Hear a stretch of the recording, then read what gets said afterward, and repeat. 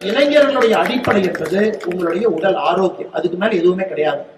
35 வயசு 40 வயசுல ஆரோக்கியமா இருக்கும். சிக்ஸ் பேக் என்பது ஃபேஷன், அதெல்லாம் விடுங்க. நீங்க குமிஞ்சு ஒரு பொருளை எடுக்கும் அளவுக்கு உடல் ஆரோக்கியம் இருக்கணும். Functional fitness. ஃபங்க்ஷனல் ஃபிட்னஸ்னா என்னங்க? குமிஞ்சு ஒரு பொருள் எடுக்கணும், பாடி ஸ்ட்ரெச் ஆகும். ஒரு பாத்ரூம்ல வழுக்குனீங்கன்னா கூட உடம்பு பின்னாடி இடுப்பு பிடிக்க கூடாது. நம்ம உடம்பை பொறுத்தவரை நீங்க பாத்ரூம்ல வைக்கி விட்டு விழுந்தா கூட ஒன்னும் ஆகக்கூடாது. எந்திரிச்சாலாம் நார்மலா நிக்கலாம். இன்னைக்கு நம்ம கால் வச்சு வழுக்கினாவே இடுப்பு சுளிர்னு பிடிக்குது, நடந்து போனாவே கால் தடுமாறு. நமக்கு ஃபங்க்ஷனல் ஃபிட்னஸ் இல்ல.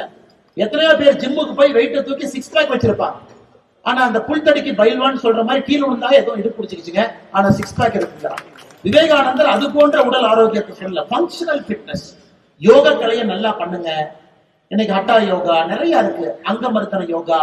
யோகா அடுத்த கட்டம் போங்க. வெறும் யோகத்தை நான் தியானமா மட்டும் பண்ணுவேன், 2 ஸ்ட்ரெச்சிங் பண்ணுவேன். இன்னைக்கு அங்கமர்த்தன யோகா பண்ணீங்கன்னா 45 நிமிஷத்துல அப்படியே வேர்வை கொட்டும், வேர்வை கொட்டும். வெள்ளக்கார ஆச்சரியமா பாக்குறான். இந்தியானா யோகானா எல்லாம் அமைதியா மூச்சு தானே விடுவாங்க. இது அங்கமர்த்தன யோகா, ஹட்டா யோகா அடுத்த கட்டம். விரலுடைய நுனி எடுத்து மூக்க தொட முடியும் ஹட்டா யோகா. விவேகானந்தர் இதைத்தான் சொல்றாரு, ஜிம்முக்கு போய் வெயிட் தூக்காதீங்க, டம்பளை தூக்கி இதெல்லாம் பண்ணாதீங்க. உங்களுடைய காலுடைய நுனியை எடுத்து உங்களுடைய மூக்கை தொட முடிந்தால் ஹட்ட யோகத்துல நீங்க ஓரளவுக்கு நீங்க தேர்ச்சி பெற்றிருக்கீங்க. அதனால இதையெல்லாம் யோசிங்க. இதெல்லாம் நம்முடைய பாரம்பரிய மண்ணில் இருக்கு. இளைஞர்கள் இதையெல்லாம் தேடி தேடி கத்துக்கணும். ஹட்ட யோகா என்ன, அங்கமர்த்தன யோகா என்ன, யோகத்தையே உடல் பரிச்சையா செய்ய முடியுமா?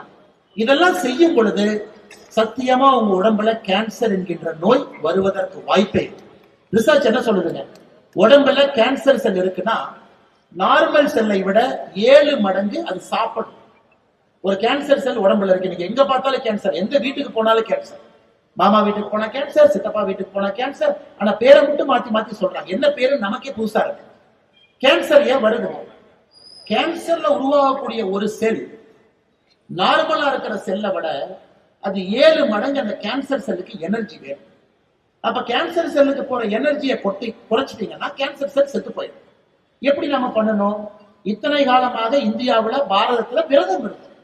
24 மணி நேரம் விரதம் இருந்தீங்கன்னா கேன்சர் செல்லுக்கு போற எனர்ஜியை கட் பண்ணீங்கன்னா செல் செத்து போயிடும்.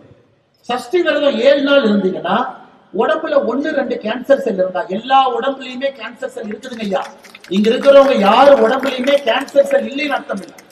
அந்த கேன்சர் செல் பெருகும் பொழுதுதான் அது கேன்சரா மாறுது. சின்ன சின்ன கேன்சர் செல் அங்கங்க அது ஒளிஞ்சிருக்கும், நமக்கு தெரியாது. அது பரவும் பொழுதுதான் நம்ம சொல்றோம் ஸ்டேஜ் 1, ஸ்டேஜ் 2, ஸ்டேஜ் 3, ஸ்டேஜ் 4. இத்தனை காலமா நாம என்ன பண்ணோம்? செவ்வாய்க்கிழமை விரதம், வாரத்துக்கு ஒரு நாள் சாப்பிடாதீங்க. ஆட்டோமேட்டிக்கா உடம்புல கேன்சர் செல் இருந்தா செத்து போயிடும். சனிக்கிழமை சாப்பிடாதீங்க, கேன்சர் செல் செத்து போயிடும். வருஷத்துக்கு ஒருக்கா பாடி கிளீன் பண்ணுமா, 7 நாள் விரதம் இருங்க, மொத்த கேன்சர் செல் செத்து போயிடும். எப்படி நம்ம முன்னோர்களுக்கு கேன்சர் வந்துச்சு? யாருக்குமே வரல. நாம விரதத்தை விட்டாச்சு, ஃபாஸ்ட் ஃபுட்டை சாப்பிடுறோம். கென்டக்கி ஃப்ரைட் சிக்கன் ஏதோ பேரெல்லாம் வச்சிருக்காங்க, எல்லாத்தையும் எடுத்து சாப்பிடுறோம். அப்ப என்ன ஆகுங்க? உடம்புல அவ்வளவு எனர்ஜி உள்ள போகும் பொழுது கேன்சர் செல்லுக்கு அந்த எனர்ஜி வேணும்.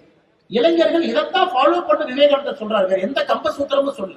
ஆரோக்கியமா சாப்பிடுங்க, ஆரோக்கியமா இருங்க, யோக கலையை ஃபாலோ பண்ணுங்க, ஃபங்க்ஷனல் ஃபிட்டா இருங்க, ஒரு ஸ்போர்ட் விளையாடுங்க. ஆனா நாம இன்னைக்கு அங்கிருந்து எதுக்கு போயிட்டோம்னா செல்போனுக்கு. செல்போன்ல டைப் பண்ணிக்கிறோம், வாட்ஸ்அப்பை பாக்குறோம், இன்ஸ்டாகிராம்ல ரீல் வைக்கிறோம், யூடியூப்ல ஷார்ட்ஸ் போடுறோம், ட்விட்டர்ல ட்வீட் பண்றோம். இதுக்கு நாம் நேரம் செலவழிக்கும் பொழுது உடல் ஆரோக்கியத்திற்கும் தேக ஆரோக்கியத்திற்கும் மன ஆரோக்கியத்திற்கும் எங்கிருந்து நேரம் கொடுக்க முடியும்? ஆனால் அன்பு சொந்தங்களே, இந்த விவேகானந்தருடைய தினத்துக்கு இத்தனை பேர் நம்ம வந்திருக்கோம். நம்ம வந்தோம், அவார்டு கொடுத்தாங்க, உள்துறை அமைச்சர் வந்தாங்க, சூப்பரா பேசினாங்க, மாநில தலைவர் அருமையா பேசினாங்க. இந்த விழாக்கு 5 எம்எல்ஏ வந்திருக்கிறாங்க, 3 அமைச்சர் வந்திருக்கிறாங்க. ரொம்ப சந்தோஷம். அதுக்காக இந்த விழா இல்லைங்க. இந்த விழாவிலிருந்து வெளியே போகும் பொழுது நம்ம 3 விஷயம் என்ன கத்துக்கிட்டோம் அப்படிங்கிறது தான் இந்த விழா. 3 விஷயம் என்ன கத்துக்கிட்டோம்? நல்லா சாப்பிடணும், இளைஞர்கள் ஆரோக்கியமா இருக்கணும், உடல் தேகத்தை பலமா வச்சுக்கணும். அதன் பிறகுதான் எல்லாமே. அதன் பிறகு நீ கீதையை படி. கிருஷ்ண பரமாத்மா அர்ஜுனனுக்கு சொல்ல எல்லா ரகசியமும் உனக்கு புரியும்.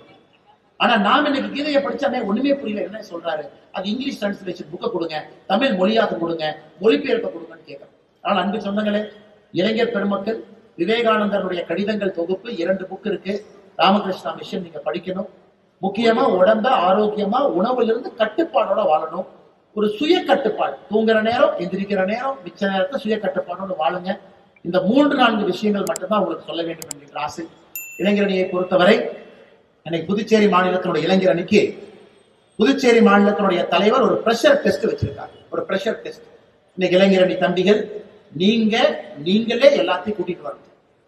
பணம் கொடுத்து யாரையும் இந்த கூட்டத்துக்கு கூப்பிடக்கூடாது. ஆர்வம் இருக்கக்கூடிய இளைஞர்கள் மட்டும்தான் இந்த கூட்டத்துக்கு வரணும்.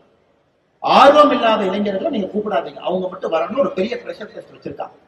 நான் உண்மையாலும் மனதார பாராட்டுகின்றேன். காரணம், உண்மை சத்தியம் எங்கிருக்கிறதோ அங்கே மட்டும்தான் நேர்மை இருக்கு.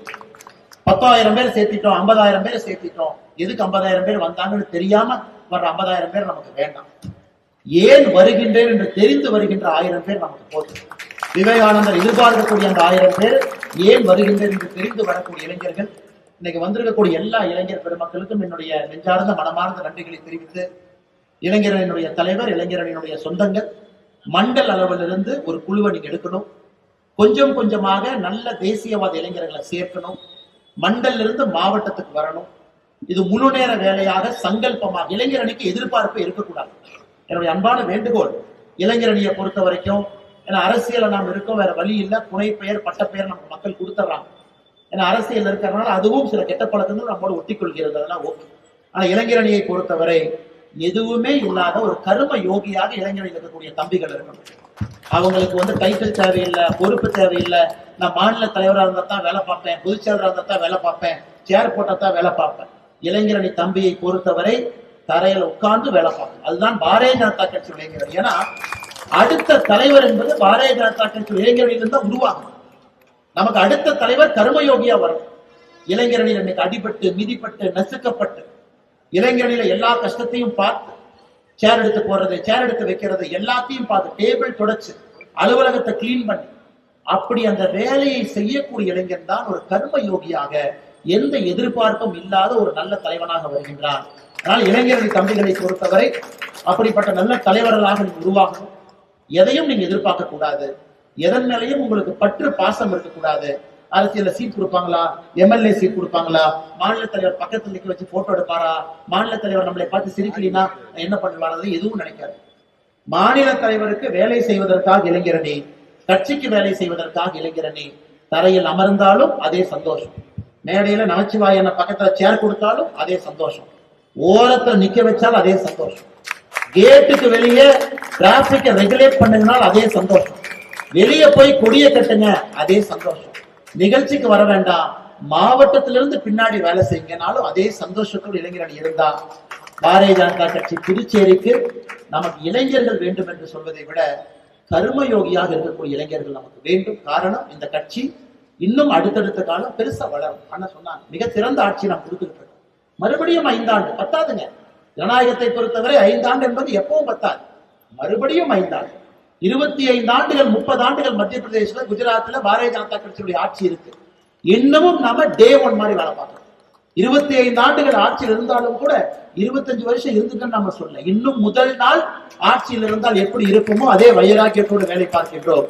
அதனால் புதுச்சேரியினுடைய மாற்றம் என்பது இன்னும் பல ஆண்டுகள் இங்கே பாரதிய ஜனதா கட்சி தேசிய ஜனநாயக கூட்டணி ஆட்சியில் இருக்கணும். அதற்கு இளைஞர் இங்கிருந்து தலைவர்கள் இங்க ஃபீட் பண்ணிக்கிட்டே இருக்கணும். இளைஞர் அணியிலிருந்து மாவட்ட தலைவர், இளைஞர் அணியிலிருந்து மாநில தலைவர், இளைஞர் அணியிலிருந்து தேசிய தலைவர், அப்படித்தான் வரணும். இன்னைக்கு நம்முடைய தேசிய தலைவர், தேசிய செயல் தலைவர் நிதின் நாபின் அவர்கள் பீகார் மாநிலத்தினுடைய இளைஞரணி தலைவர், அகில இந்திய இளைஞரணி பொதுச் செயலாளர், அகில இந்திய இளைஞரணி பொறுப்பாளர், 26 வயசுல பீகார்ல பட்னா வெஸ்டினுடைய எம்எல்ஏ, 2006ல, 2010ல 2வது முறை எம்எல்ஏ, 2015ல 3வது முறை எம்எல்ஏ, 2020ல 4வது முறை எம்எல்ஏ, 2025ல 5வது முறை எம்எல்ஏ. இன்னைக்கு அவருக்கு வயசு வெறும் 46. அப்ப பாரதிய ஜனதா கட்சி இளைஞரணியிலிருந்து ஒருத்தரை கண்டுபிடிச்சு அவரை குரூம் பண்ணி எம்எல்ஏ ஆக்கி அவருக்கு பொறுப்புகள் கொடுத்து 3 முறை நிதிஷ்குமார் அவர்கள் ஆட்சியில அமைச்சரவையில் இருந்து தேசிய செயல் தலைவர் பொறுப்பு வரும் வரை, அதற்கு முன்னாடி நாள் வரைக்கும் பீகார்ல அமைச்சராக இருந்தார். அன்னைக்கு பொறுப்பை துறக்கிறாரு.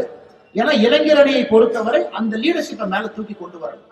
அதனால் புதுச்சேரியுடைய இளைஞர் அணியுடைய அன்பு தம்பிகள் மிகச் சிறப்பாக இந்த நிகழ்ச்சியை நடத்தி கொண்டிருக்கின்றீர்கள். அதற்காக என்னுடைய மனமார்ந்த வாழ்த்துக்களையும் தெரிவித்து, இன்னும் உயர, இன்னும் மேல, இன்னும் வலிமையாக, இன்னும் பலமாக உங்களுடைய செயல்பாடுகள் இருக்கட்டும். எல்லா வல்ல இறைவன் சுவாமி விவேகானந்தருடைய அருள் உங்களுக்கு முழுமையாக கிடைக்கட்டும்.